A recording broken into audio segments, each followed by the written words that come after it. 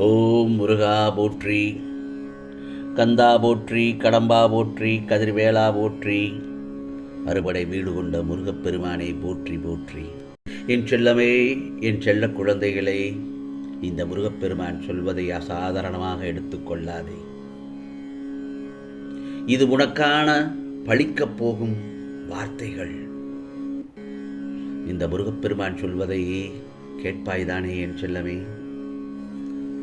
நான் சொல்வதை கவனமாக கேள்.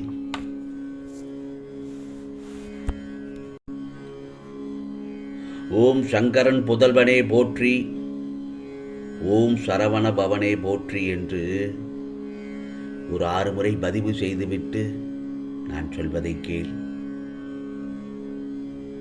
என்னை நம்பி கெட்டவன் எவனும் இல்லை, நான் யாரையும் கைவிட்டதும் இல்லை. யாம் இருக்க பயம் ஏன் என் செல்லமே? உனக்கான கவலைகளை மறந்து சந்தோஷமாக மட்டுமே இரு. உனக்கென்று உன் முருகப்பெருமான் நான் இருக்கிறேன் அல்லவா?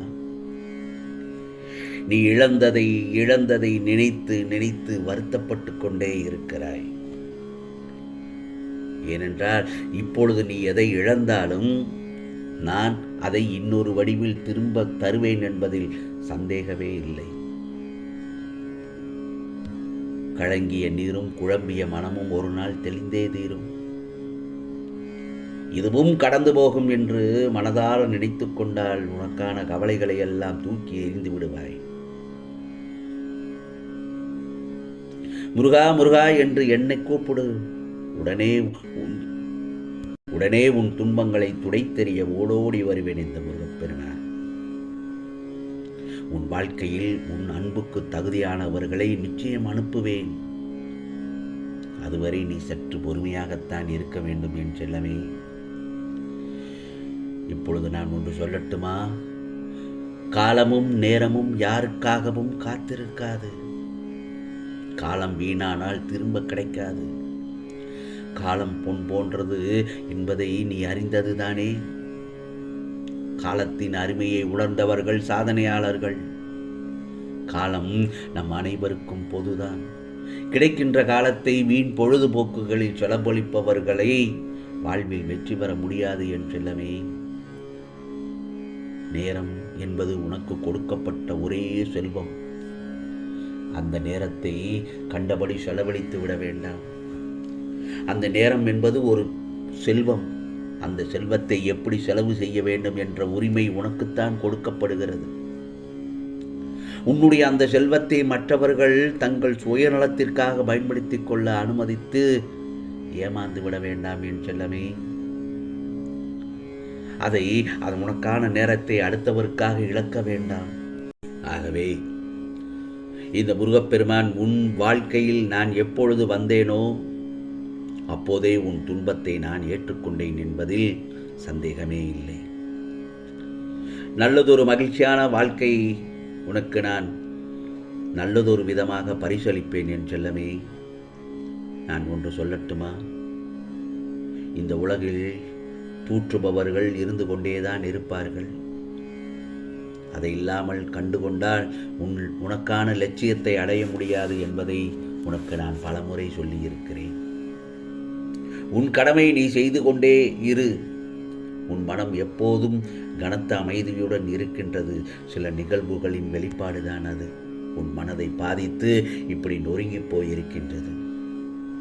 உண்மையில் ஒவ்வொரு மனிதனும் தன்னுடைய மனதை நிம்மதியாக வைத்துக் கொள்ள வேண்டும். ஏனென்றால் மனம் என்பது சுத்தமான ஒரு கோவிலைப் போல வைத்துக் கொள்ள வேண்டும் என் செல்லமே. ஏனென்றால் அது உன் முருகப்பெருமான் வசிக்கும் இடமாக வைத்துக்கொள். அதில் குப்பை என்னும் கவலை, விரக்தி, துக்கம், பேராசை இவை எல்லாம் போட்டு அதை மாசுபடுத்தக்கூடாது. புரிகிறதா? ஆகவே நான் சொல்வது போலத்தான் வாழ்க்கை என்ற கடிகாரத்திற்கு ஒரு முறைதான் சாவி கொடுக்கப்படுகிறது. வாழ்க்கை என்ற கடிகாரத்திற்கு ஒரு முறைதான் சாவி கொடுக்கப்படுகிறது. அந்த கடிகாரத்தின் முட்கள் சீக்கிரமே நின்று போகுமா அல்லது அதிக காலம் கழித்து நின்று போகுமா என்பதை யாரும் கூற முடியாது. தற்போது இருக்கின்ற காலம் மட்டுமே உனக்கு உரியது. நீ செய்யும் ஒவ்வொரு செயலையும் திட்டமிடு. அதற்கான நேரத்தை ஒதுக்கு. அதை அதை எப்படி செய்ய வேண்டும் என்ற பக்குவத்தையும் அதில் காட்டு. ஒரு குறிப்பிட்ட வேலையை இவ்வளவு நேரத்திற்குள் செய்து முடிக்க வேண்டும் என்ற பழக்கத்தை வளர்த்துக்கொள். நீ திட்டமிட்டு செய்யும் செயல்களில் உனக்கு நல்லது ஒரு மன நிறைவு இருக்கும். என் செல்லமே, கால விரயத்தை தடுக்கலாம்.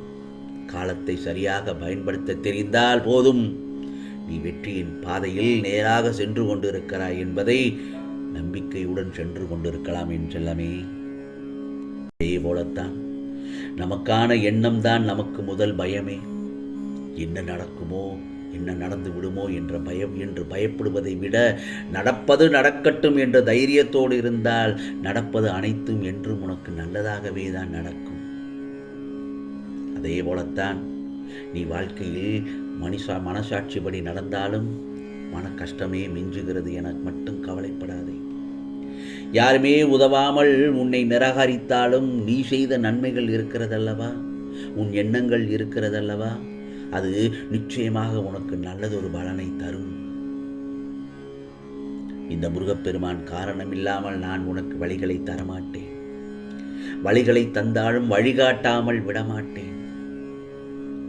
எப்படி உளிபட்ட கல் சிலையாவது போல வழிகொண்ட மனம் வலிமை பெறும். உனக்கான செயல்பாடுகளில் நம்பிக்கையோடு செயல்படு. வாழ்க்கையில் கஷ்டங்கள் வலிமையானது, புரிகிறதா? அதைவிட வலிமையானது எது தெரியுமா? நீ வாழும் வாழ்க்கை. அதனால்தான் எது வந்தாலும் ஏற்றுக்கொள், எது போனாலும் விட்டுவிடு. ஏனென்றால் இந்த பிரபஞ்சத்தில் எதுவுமே நிரந்தரமில்லை என்பது உனக்கு எடுத்துக்காட்டாகத்தான் சொல்லிக் கொண்டிருக்கிறேன். அடுத்தவருக்கு கொடுத்து கொடுத்து ஏழை ஆனாலும் கூட நீ அடுத்தவருடையதை எடுத்து பணக்காரனாக கூடாது. கொடுத்தது தர்மம், கைவிடாது. எடுத்தது பாவம், கை கொடுக்காது. உன்னை சுற்றி இருப்பவர்கள் என்ன பேசுகிறார்கள் என பார்க்க வேண்டாம் என் செல்லமே. நீ உயர்நிலையை அடைய நேர்மையோடும் தன்னம்பிக்கையோடும் உனக்கான முயற்சிகளை விடாமுயற்சியோடு செய்து கொண்டே இரு. அப்படி இருக்கும் பட்சத்தில் நீ நினைத்தது நடக்கும். இந்த முருகப்பெருமான் உனக்கு துணையாக நான் இருப்பேன் என்பதில் துளி அளவு கூட சந்தேகமே இல்லை. நான் ஒன்று சொல்லட்டுமா என் செல்லவே? நீ மனம் உடைந்து போகும் அளவுக்கு ஒன்றும் நடந்துவிடவில்லை. உன் மனதை ஒருநிலைப்படுத்தி சிறிது நேரம் முருகா முருகா என்று என் முன் வந்து அமர்ந்து நிச்சயமாக உனக்கான பிரச்சனைகளுக்கு நல்லதொரு தீர்வை நான் அருள்பாலிப்பேன் என்பதில் சந்தேகமே இல்லை. ஆகவே உனக்கானதெல்லாம் நிச்சயமாக நல்லது நடக்கும், நல்லது மட்டுமே நடக்கும், அதுவும் நன்மையாகவே இருக்கும். ஓம் சரவண பவ, ஓம் சரவண பவ, ஓம் சரவண பவ.